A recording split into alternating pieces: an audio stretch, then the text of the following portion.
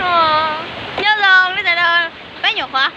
Bé bán chạy Ra hút của xuống á. Ra hút của xuống. Ê, bé nhỏ khóa quay ra video thì bác giải tung thành chùa lúc này ạ, thành chùa lúc này nó bé nhỏ khóa quay ta nó rồi. Này là từ sai rồi thì hai thì nó chỉ bác comply cho bé thì đăng ký kênh ủng hộ cho bé nữa giờ thì có từ bé để qua chỉ tao chỉ nè comment cho họ của bé bao nữa Rồi. lỡ nè vừa bỏ mua áo từ lần cho tôi thế Bỏ à. nè vừa nhỉ Nhẹ kia. Chỉ là mất lớn chảo. Giờ à mua từ lúc à.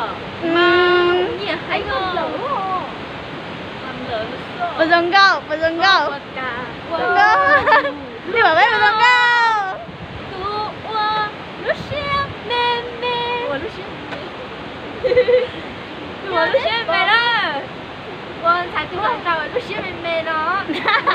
là tiêu anh chạy từ lần sau và lúc xem mê mê đó Thả tim cho các bạn nào. thả tim cho bọn mình nhá, thả like cho bọn mình nha mọi người nha, bye bye.